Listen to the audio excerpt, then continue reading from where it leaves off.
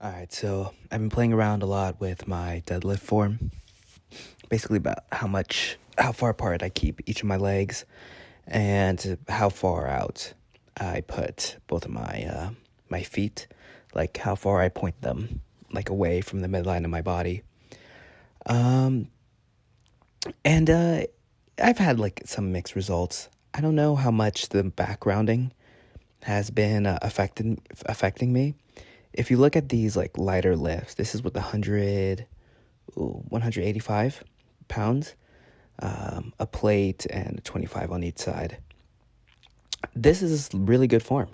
I'm pretty proud of how much I was able to keep my back from like hinging at the hip.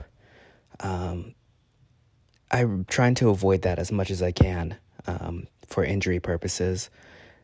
At like the highest level of weightlifting, the people round their back a lot, but they have insane like back strength and also like core strength that allows them to, you know, basically round their back a bunch and not like demolish their spine, which I don't have. So it's just easier if I try to find the best way to keep my back as straight as possible throughout the entirety of the lift. I think this is with 225 now, two plates. And I think I did three sets of 4 reps.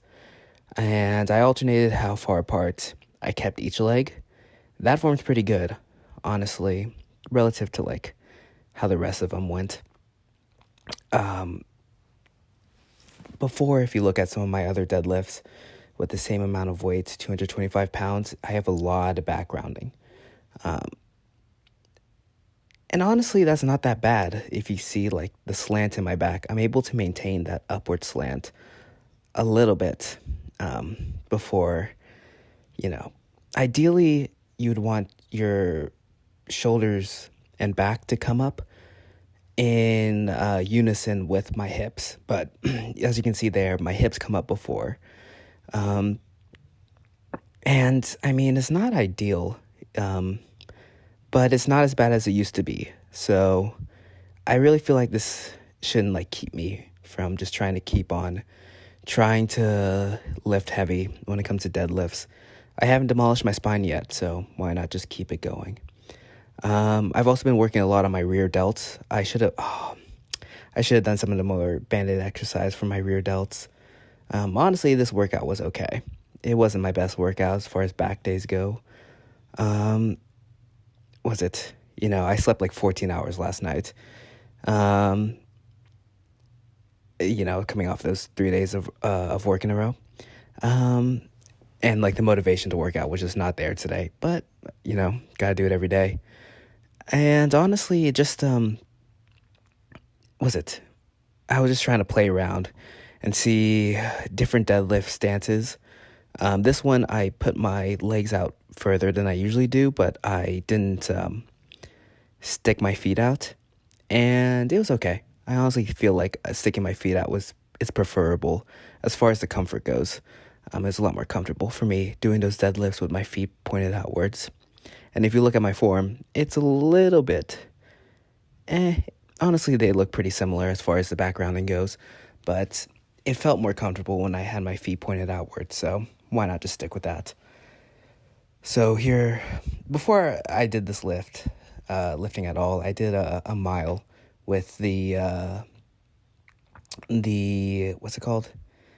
The weighted vest. This 25 pounds weighted vest. It's nice. I don't think I should be running with that on, to be honest, just because it's like really high impact on the joints and ligaments. And even though I'm young, and I'm not too worried about like my joint health, it just isn't good practice to do it. I should be focusing more on like cardio, doing a bunch of like more miles rather than running just 1 mile with this weighted vest on. It's probably a better use of my energy. But it is fun, this weighted vest, and it's good for other stuff too. Like right here, I'm doing squats with it on. It's really comfortable having that vest on. I've done like other forms of this, like a backpack. I just put a bunch of dumbbells in a backpack and like climbed a bunch of stairs. That's a pretty good, honestly, good workout for as far as legs go. But having the vest, it's way more comfortable than the backpack. It really is able to evenly distribute the weights, so I appreciate this vest a lot. And I use it for some pull-ups, you'll see later. But this is just body weights plus the weighted vest.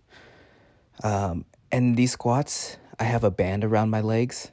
I'm still trying to rehabilitate that joint impingement, hip impingement.